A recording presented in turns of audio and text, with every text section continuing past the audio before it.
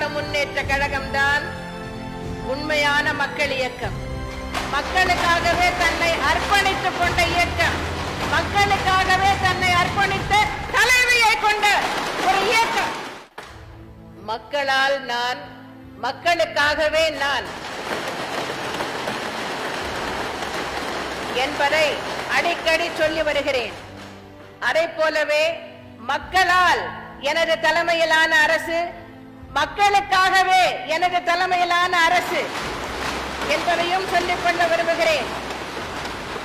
மக்களால் இந்த அரசு, மக்களுக்காகவே இந்த அரசு. சிலர் கேட்கலாம், குறிப்பில்லாமல் பேச முடியாதா என்று. பேச முடியும், மணிக்கணக்கில் பேச முடியும், பொதுக்கூட்டங்களில் பேசுவது போல் முழங்க முடியும், செந்தமிழில் முழங்க முடியும். ஆனால் இத்தனை புள்ளி விவரங்களை நினைவில் வைத்துக் கொண்டு சொல்ல முடியுமா?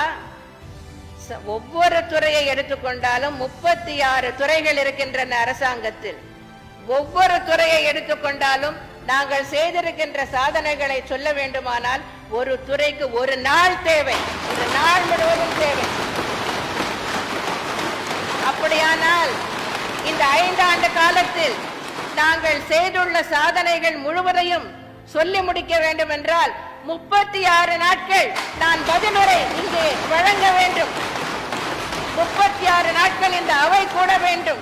36 நாட்களும் சொல்லக்கூடிய அளவிற்கு அத்தனை சாதனைகளை புரிந்துள்ளோம். அவற்றையெல்லாம் சுருக்கி கிட்டத்தட்ட 1.5 மணி நேரத்தில் சொல்லக்கூடிய அளவிற்கு கொண்டு வருவது என்பது பகீரத பிரயத்தனம். எதை சொல்லுவது, எதை விடுவது என்று பார்த்து பார்த்து தயாரிக்கப்பட்ட பதில் உரை இது. ஆகவே இன்னும் நாங்கள் செய்துள்ள சாதனைகளை சொல்ல வேண்டும் என்றால் ஏராளமானவை உள்ளன.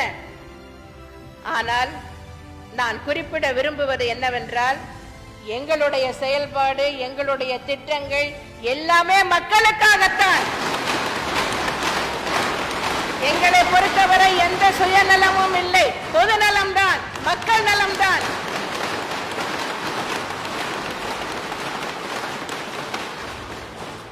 அனைத்து இந்திய அண்ணா திராவிட முன்னேற்ற கழகம்தான் உண்மையான மக்கள் இயக்கம். மக்களுக்காகவே தன்னை அர்ப்பணித்துக் கொண்ட இயக்கம், மக்களுக்காகவே தன்னை அர்ப்பணித்த தலைமையை கொண்ட ஒரு இயக்கம்.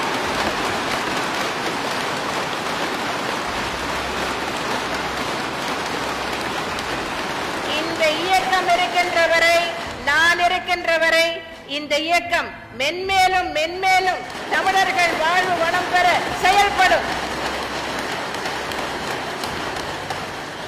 எனக்கு பின்னாலும் இன்னும் எத்தனை நூற்றாண்டுகள் வந்தாலும் அனைத்து இந்திய அண்ணா திராவிட முன்னேற்ற கழகம் மக்களுக்காகவே இயங்கும்.